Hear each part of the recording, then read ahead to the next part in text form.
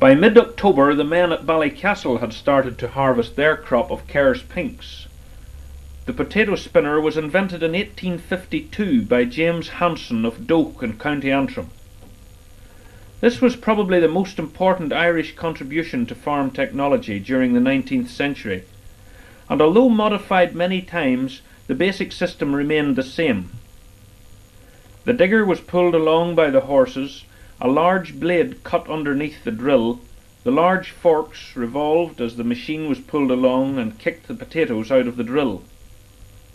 They were left lying on the ground where they were easily collected.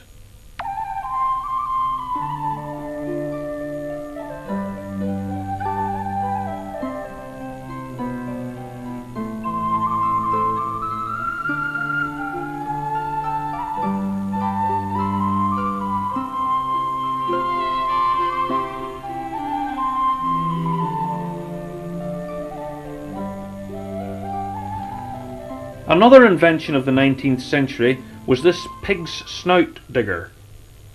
As the name would suggest, it operated like a pig's nose, poking the potatoes from the drill. The big problem with this machine was that it was very difficult to keep in the centre of the drill, and many stops had to be made. With so much lifting and resetting, the horseman was sure to have a pair of sore arms at the end of the day.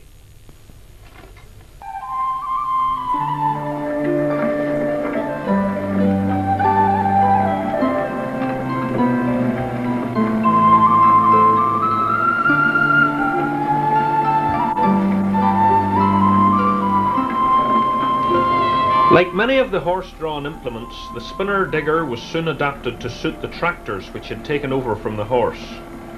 The speed of the tractor determined the speed at which the spinner turned, for the big spiked wheels on the digger were the source of power which turned the gearbox inside. This potato spinner was made by Boyd's of Ballymoney, adapted to suit the T20 or Ferguson 35. This time the operator could control the speed at which the spinner turned, for the power came from a separate power shaft inside the tractor.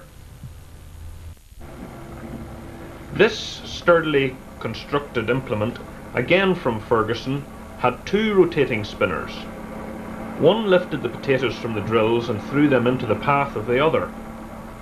The second spinner was supposed to spin the soil away, leaving the potatoes lying on top of the ground, so that none would be buried. This ingenious digger first came onto the market in 1957. Many of the same folk who had been employed planting the potato seed in the spring were recruited again for the harvest.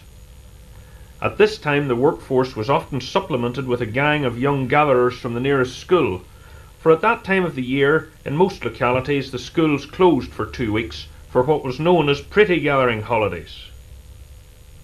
Some were good gatherers, some not so good. But by the end of the first day, everybody had one thing in common: an aching back.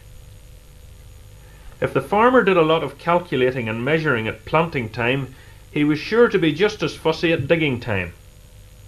Everyone was allocated a strip to gather so that the digger would not be hindered or have to stop on its next journey up the drills. For most of the young people, and indeed for many of the adults, a watch was an unheard of luxury in those days. Asking the time, especially coming near to meal times, was a common question. A typical reply would have been, "It's pretty digging time."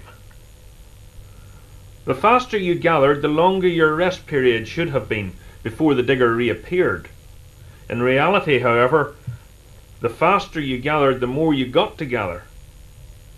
Reallocation of territorial allotments was common, for the farmer knew from years of experience how to get the maximum amount of work out of everybody.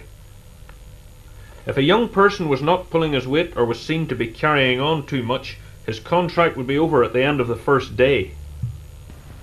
By the early 1960s, the wages would have been £1 per day for an adult. 14 or 15-year-olds would have got 15 shillings, that is 75p per day.